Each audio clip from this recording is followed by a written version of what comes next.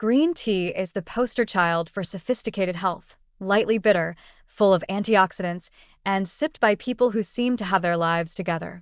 It's the beverage of choice for yogis, minimalists, centenarians, and anyone who owns more than one ceramic teapot. With its reputation for boosting brain function, aiding fat metabolism, and protecting against everything from heart disease to aging, green tea seems like the drink that can do no wrong. But as with many things in nutrition, too much of a good thing can quietly start to become, well, a slightly problematic thing, especially for your micronutrient status. The main culprit? Catechins, specifically, a powerful group of polyphenol in green tea, with epigallocatechin gallate, EGSG, leading the charge. These compounds are what give green tea its superfood status. They scavenge free radicals, support detoxification pathways, and may even inhibit cancer cell growth in laboratory studies. But in the digestive tract, they also have a habit of binding to certain minerals, particularly non-heme iron, the kind found in plant foods and supplements, and making it much harder for your body to absorb. Catechins are essentially iron hogs. They form insoluble complexes with iron ions in the gut, effectively escorting them straight out of your system. This isn't just theoretical. Studies have shown that drinking green tea with meals can reduce iron absorption by up to 25 to 50%, depending on how much you drink and what you're eating. For meat eaters with high iron stores, that might be no big deal.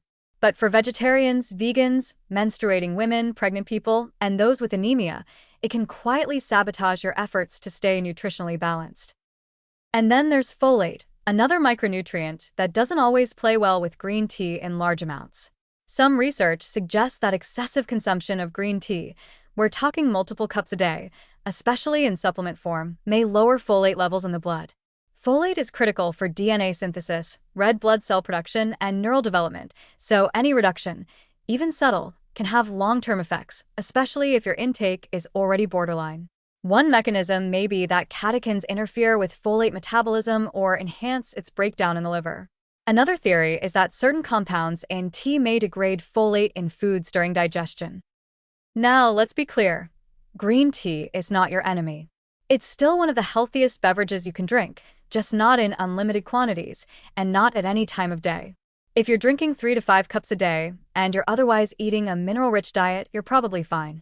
But if you're pounding green tea all day, especially with meals that are already low in iron or folate, or if you're taking concentrated green tea extract supplements, you could be creating a micronutrient deficit in the name of health. So, what's the solution? Timing and balance. If you're having a plant-based meal, especially one relying on lentils, tofu, or leafy greens for iron, try waiting an hour before drinking green tea or sipping it well before the meal.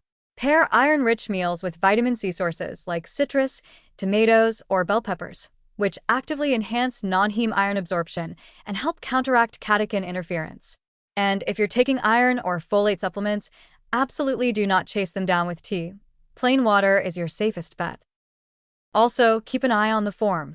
Brewed green tea contains far less catechin concentration than green tea extracts or pills, which can deliver megadoses that are harder for the body to handle. If you're concerned about iron or folate levels, you may want to skip the capsules and stick to the cup. Ultimately, green tea is a bit like that friend who's always helping you clean up your life, clearing out toxins, boosting energy, calming your mind, but who can also be a little overbearing if they never leave.